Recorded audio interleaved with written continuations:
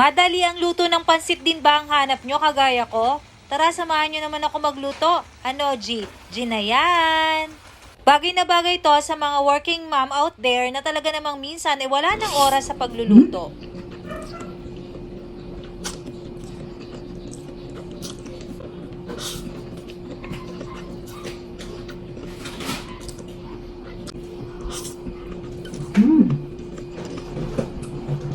Mag-umpisa na nga po tayo sa mainit na tubig, ilagay na nga po natin ang ating sotanghon na vermicelli at ibabad to sa loob ng 10 minutes.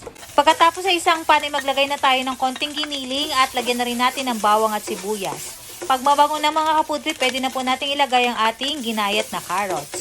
Haluin lamang natin itong mabuti at pwede na po nating timplahan ng toyo, ng oyster sauce at ng paminta.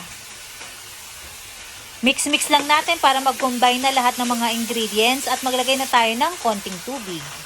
Haluin lang natin to at pagkaraan nga ng 10 minuto ay luto na nga po ang ating sotanghon. Pwede na natin itong ilagay sa ating kawali. Halo-halo lang ulit mga kaputrip hanggang mag-mix-mix na at mag-combine na lahat ng ating mga ingredients.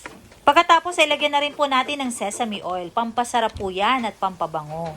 Siyempre, mix-mix lang natin yan mga kaputrip. Then, lastly, lagay na po natin ang ating repolyo. At yan mga kaputrip, actually, luto na po to. Meron na lang tayong isang toppings na ilalagay, ang itlog.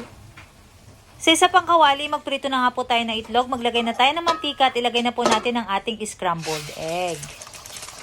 Haluin lang natin itong mabuti hanggang sa ito ay maluto. At ayan mga kaputri, pwede na nga po ito. Isalin na po natin to sa ating nalutong pansit. O diba napakabilis lamang lutuin? Madali ang pansit na bagay sa ating mga working moms. Madali lang lutuin at hindi pa komplikado ang mga ingredients. So paano mga kaputri, plating time na tayo at syempre hindi mawawala ang tikiman time. Kain po tayo mga kaputrip! Hindi rin talaga papatalo ang lasa ng ating madali ang pansit. Kaya nga itry nyo na rin to at magluto na rin kayo mga ka-food trip.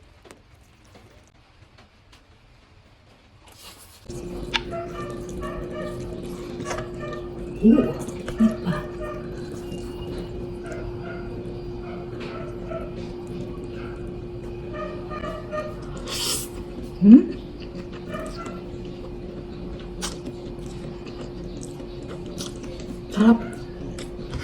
Parang siyang chapchoy mga kaputri.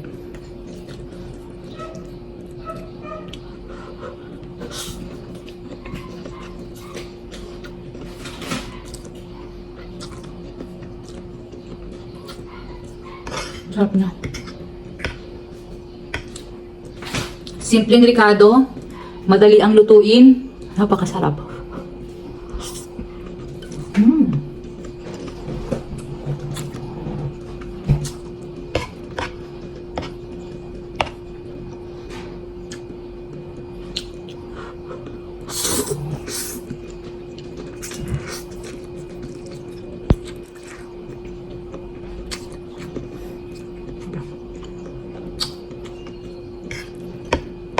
Last bite na tayo mga kapudrip, baka mainip na kayo.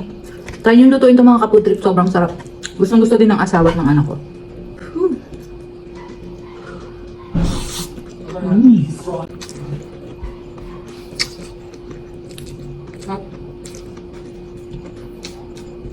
Thanks for watching. Bye! Luto na rin kayo mga kapudrip. Share nyo na rin yung video na to para maluto ng iba. Bye!